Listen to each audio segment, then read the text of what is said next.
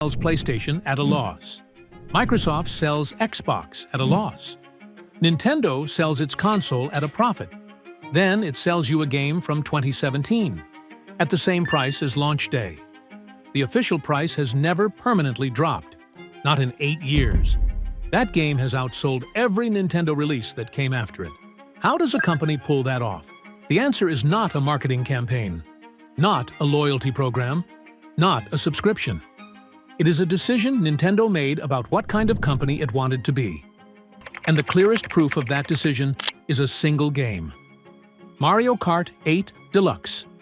Mario Kart 8 Deluxe was released in April 2017. As of December 2024, it has sold 70.59 million copies. In 2024, a 7-year-old game outsold every single new game Nintendo released that year. Not by a little. Outsold all of them. New releases, new franchises, new characters. All behind a game from 2017. A car from 2017 does not outsell new cars. A phone from 2017 does not outsell new phones. But a Nintendo game from 2017 outsells everything Nintendo built after it. The official price has never permanently dropped. Not once in 8 years. This is not normal. It is not luck. And it was not designed. It was discovered. To understand what was discovered, you need to understand what Nintendo decided to stop doing in the 1980s. And why that one decision changed the economics of everything that came after. Every other games console company sells hardware at a loss. Sony's PlayStation 4 cost $381 to manufacture. It retailed at $399. Sony made $18 per console before spending a single dollar on staff, marketing, or distribution. Xbox sold at a loss for years. The assumption behind this: lose money on the hardware, make it back on the games. Hardware gets you into homes. Software is where the money is. Nintendo looked at that model and refused it. The Nintendo Switch cost approximately $257 to manufacture. It retailed at $300. Nintendo made money on the hardware itself, unlike every competitor. Not because Nintendo charged more, because Nintendo chose cheaper components deliberately. The Switch was not the most powerful console available when it launched. It was never supposed to be. The margin on hardware was thin, but it was positive. And that decision freed Nintendo from the trap every competitor was stuck in. If you are losing money on every console sold, you need the games to rescue you. Nintendo never needed to be rescued, which meant it could focus entirely on making the games worth buying at full price forever, and discovering what happens when they are. When Nintendo sells a first-party game digitally, the gross margin is between 85 and 90%. Once the game is developed, the cost is fixed. Selling one more digital copy costs Nintendo almost nothing. No cartridge, no packaging, no shipping, no retailer cut. One more customer pays £50. Nintendo keeps £42 to £45. Mario Kart 8 Deluxe was developed once. 70 million copies later, that same development cost has not grown by a single penny. And the official price has never permanently dropped. While every other publisher discounts old games within months of release, Nintendo's first-party titles hold their price on the official store. A game from 2017 costs the same today as launch day. This is deliberate. A lower price means a lower margin on every copy sold from that point forward. Nintendo calculated that a game good enough to keep selling at full price is worth more than a game discounted to move units. The model only works if the games are good enough. Nintendo has bet its entire business on the belief that they are. And then something happened that challenged everything above. Because in June 2025, Nintendo launched the Switch 2, and for the first time in 40 years, it sold its console at a loss. The Switch 2 retail price, $449.99.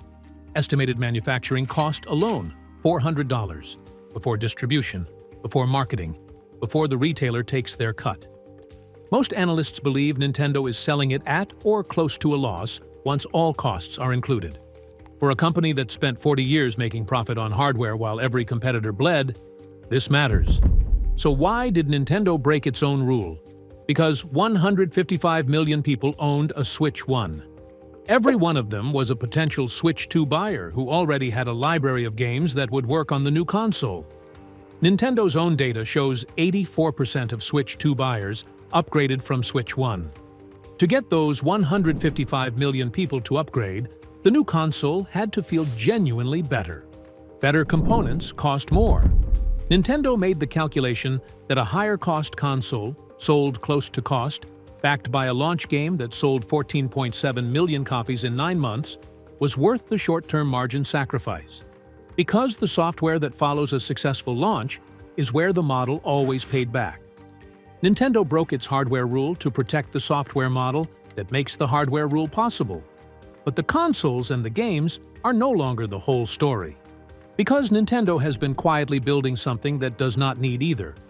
In April 2023, the Super Mario Bros. Movie opened. It made $500 million globally in its first week.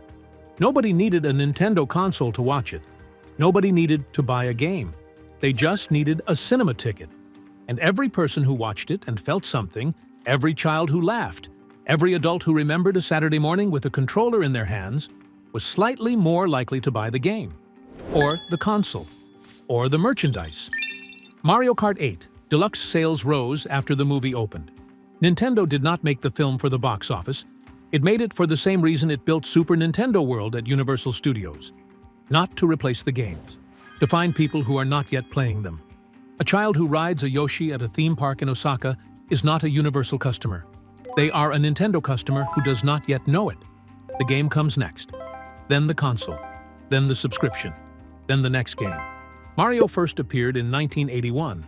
He has never been retired, never been replaced, never been made irrelevant by a sequel.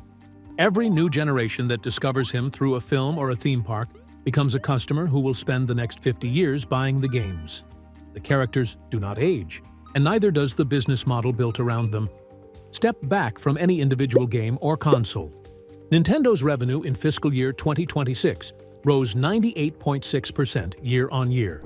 Operating profit reached 360 billion yen. But the number that tells you what Nintendo actually is does not appear in the revenue line. It is the software attach rate. Every Switch 2 owner bought an average of 2.45 games in the first 9 months. That number grows as the console matures. More games release, more friends buy in, the library expands, and the average Nintendo customer keeps buying software at that same 85 to 90% margin every year they own the device. The hardware is the entry point. The software is the recurring income. The characters are the asset that never depreciates. The film is the recruitment tool. The theme park is the memory that makes someone buy a Nintendo console 20 years later. Nintendo is not a video game company.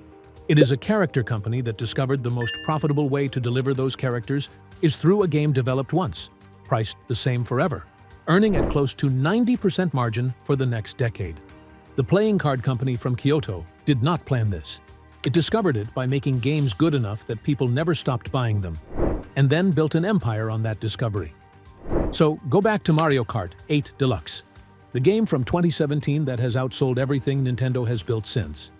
Here is what that game actually is: a fixed cost, earning at close to 90% margin for 8 years. The proof that a character built well enough never needs replacing. The argument that quality compounds in a way that no marketing budget ever could.